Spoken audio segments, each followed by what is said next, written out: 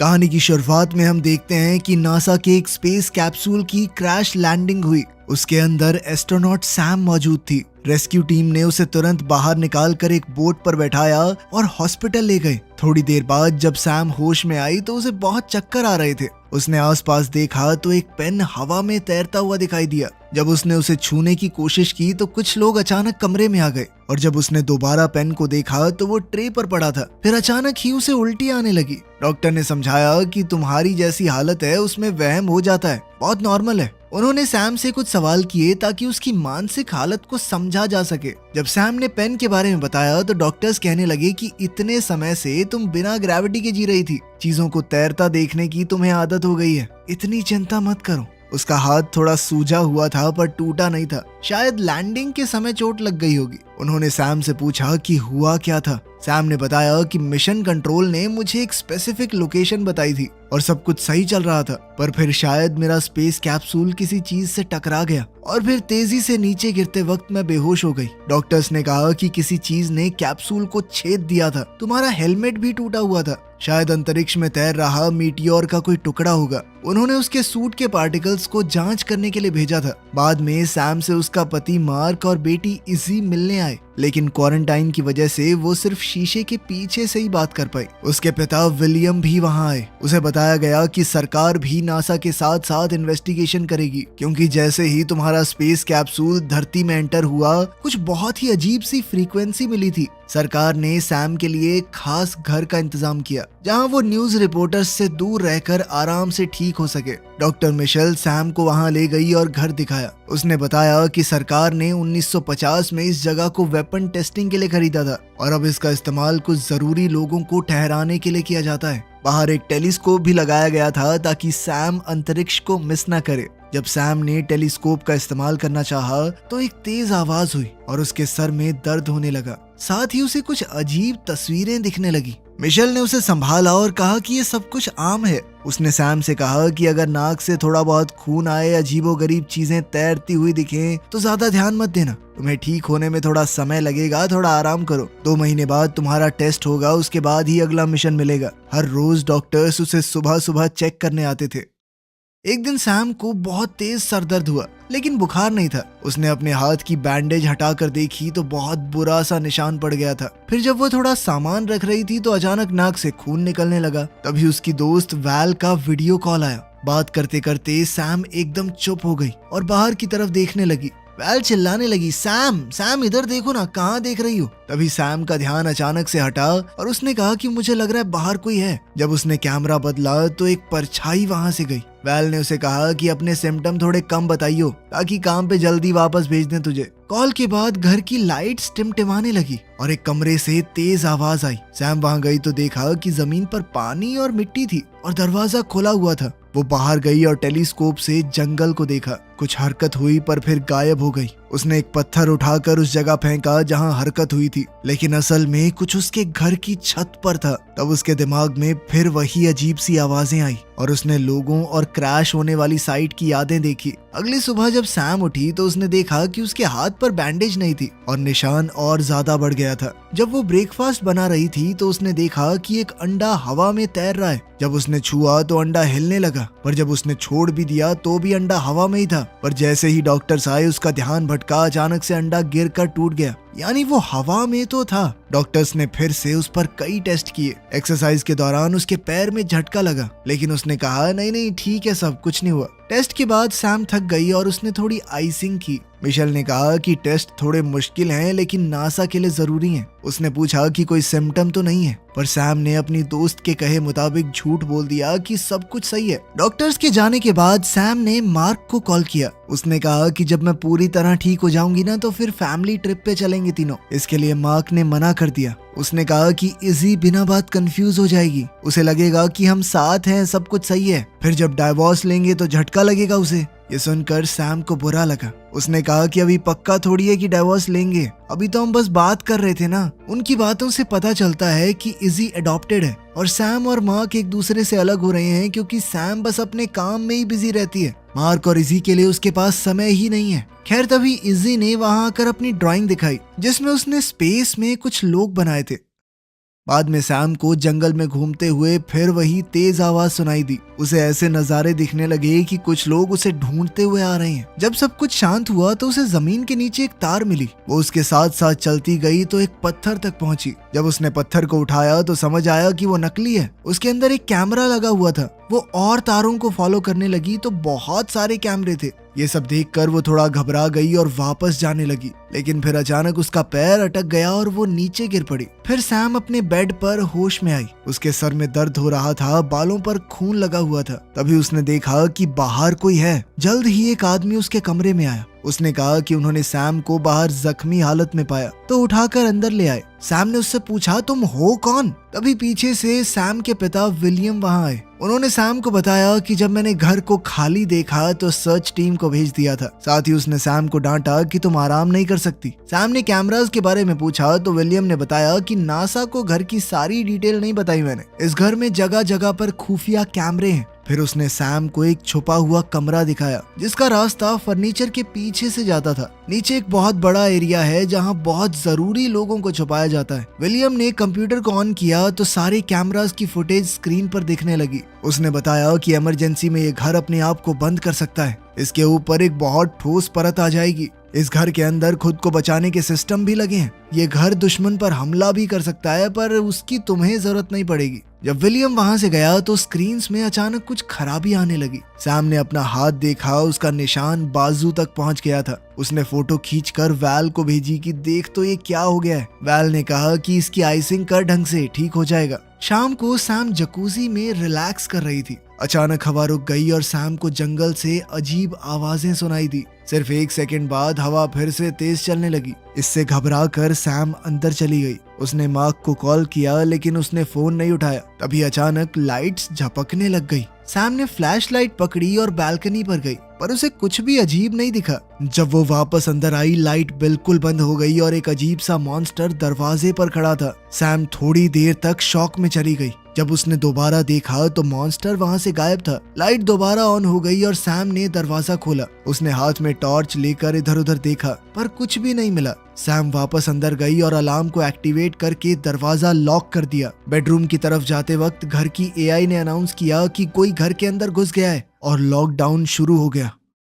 Metal panels ऊपर उठकर सारे दरवाजे और खिड़कियों को बंद करने लगी और अब सैम अंदर ही लॉक हो गई। उसने तुरंत अपने फोन से कॉल करने की कोशिश की, पर फोन में टावर नहीं आ रहे थे। फिर वही तीखी चीखने की आवाज उसके कानों को दुखाने लगी। सैम ने पीछे से आवाज सुनने पर मुड़कर देखा, पर वहाँ कुछ भी नहीं था। पास के कमरे से दहाड़ने की आवाज आई और सैम डरी हुई नीचे की तरफ भाग गई। वो क्रीचर बड़ी तेजी से उसकी तरफ बढ़ रहा था। आवाजें भी बढ़ने लगी तो सैम लाइट के स्विचेस के पास गई और सारे बटन दबा दिए, पर कुछ नहीं हुआ। बाहर निकलने के दरवाजे भी नहीं खुले। तभी कमरे के दरवाजे का हैंडल हिलने लगा, पर जैसे ही सैम ने फ्लैश लाइट ऊपर डाली वो रुक गया। कुछ देर बाद सैम ने दरवाजा खोला और बाहर चेक करने लगी और खिड़की के पास रखा एक पौधा हिलने लगा। सैम ने अब तो डर कर वो टॉर्च भी गिरा दी। उसने हड़बड़ाकर जल्दी से टॉर्च वापस उठाई और प्लांट को देखा। तभी एक अजीब से हाथ ने शीशे को छुआ और सैम चीख पड़ी। वो नीचे भाग गई और अपने पिता के दिखाए हुए बंकर एरिया में चली गई। अब वो कैमरास की मदद से बाहर देखने लगी। पहले वो स्क्रीन्स नहीं चल रही थी,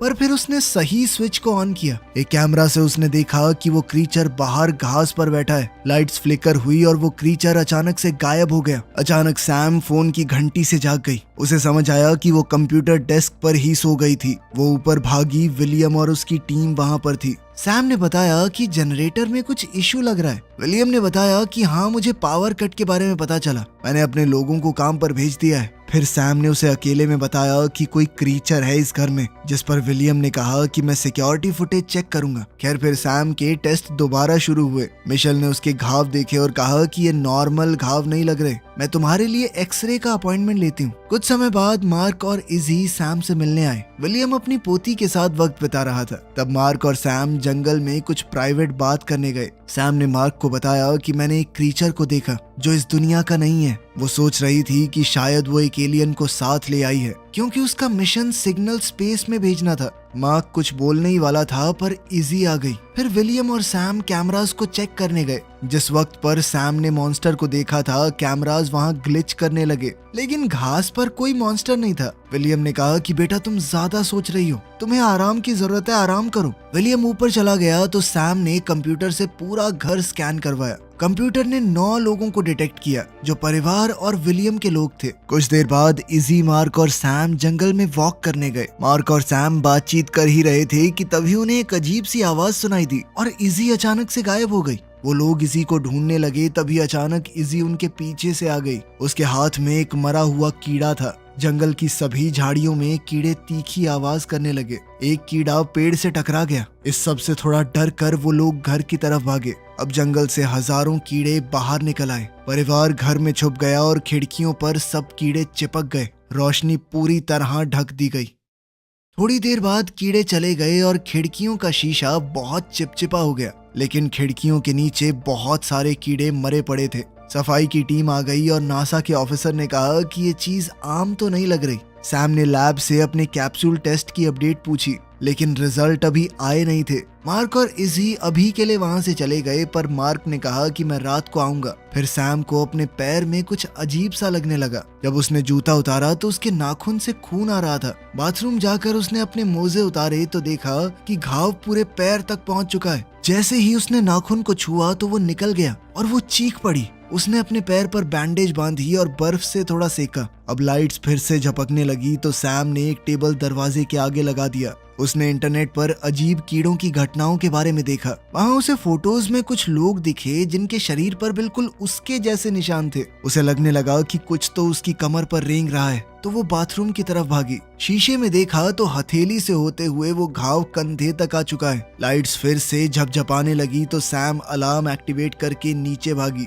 अजीब सी आवाजें हर जगह सुनाई दे रही थी। तभी मार्क का कॉल आया। उसने कहा कि वो आ रहा है। सैम ने पूछा कि क्या वो एक अच्छी माँ है।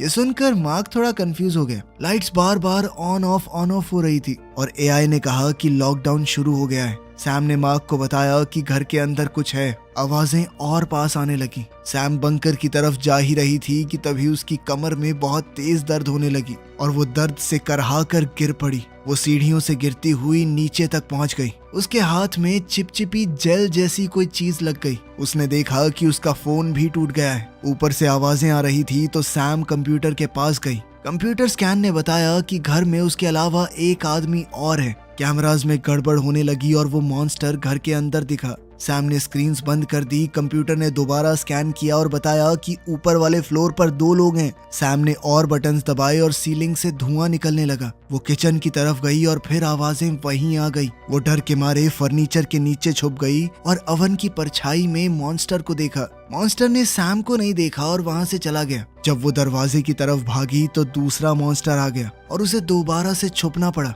मॉन्स्टर जैसे ही गया तो सैम दरवाजे से भाग गई। सैम बाथरूम में छुप गई और फर्नीचर से दरवाजा रोककर बंद कर दिया। उसका घायल हाथ दर्द करने लगा। उसने बैंडेज उतारा तो उसकी स्किन पर अजीब सा कुछ लगा था। वहीं वो मॉन्स्टर्स दरवाजा तोड़ने की कोशिश कर रहे थे। इसके बाद सैम शावर एरिया में छुप गई। तभी उसकी नजर एक वेंट पर पड़ी। उसने तुरंत लात मारकर पैनल खोल दिया और अब वो उस वेंट के अंदर घुस गई। बाहर मार्क और इजी घर के पास पहुंचे। उन्होंने देखा कि बिल्डिंग लॉकडाउन में है। मार्क ने सैम को कॉल करने की कोशिश की पर कॉल नहीं लगा। इसीलिए वो उतरकर गाड़ी से बाहर आया और चेक करने गया। इजी ने आसपास कुछ देखा और वो अपने आप भागकर बाहर आई। मार्क उसके पीछे गया और उसने देखा कि इजी जंगल में दूर एक लाइट की तरफ उंगली दिखा रही है।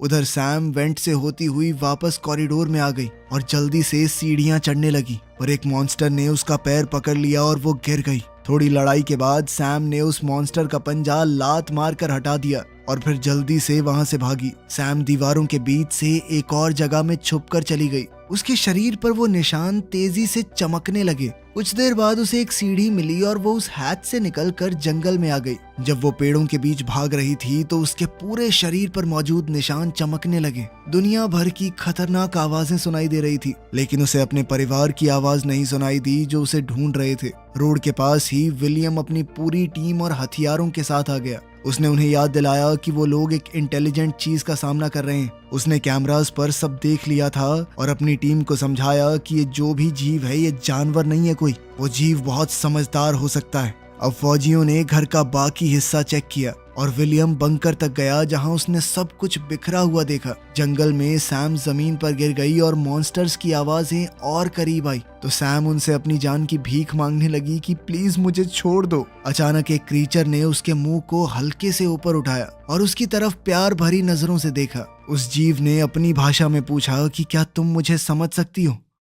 सैम ये सुनकर हैरान हो गई क्योंकि वो हर एक शब्द को समझ पा रही थी। उस जैसे ही और क्रीचर्स आ गए। पहला क्रीचर बोला कि उन्होंने सैम को बहुत याद किया। सैम ने पूछा कि तुम हो कौन? क्रीचर ने कहा कि हम तुम्हारा परिवार हैं। इससे सैम बहुत कंफ्यूज हो गई तो उस जीव ने अपना माथा सैम के माथे पर रखा और कहा कि याद करो। अब सैम को पहले वाले विजन्स क्लियर याद आए। पता चला कि सैम खुद एक एलियन है और उसका परिवार बहुत साल पहले धरती पर क्रैश हुआ था। विलियम की टीम ने उन्हें पकड़ने की कोशिश की थी तो एलियंस भाग गए। इसी भागदौड़ में सैम अपने परिवार से अलग हो गई तो उसने एक डिवाइस का इस्तेमाल करके अपने शरीर को बदल दिया, इंसानी रूप ले लिया। जब विलियम ने उसे ढूंढा तो वो बिल्कुल एक छोटी सी बच्ची जैसी लगी। जब विलियम को इस छोटी बच्ची का कोई माँ बाप नहीं मिला तो उसे गोद ले लिया। उसके एलियन परिवार ने कभी उसे ढूंढना बंद नहीं किया। उन्हें पता था कि ये नकली रूप कुछ साल बाद खत्म हो जाएगा और वही लोग उसके कैप्सूल को छेड़ने आए थे।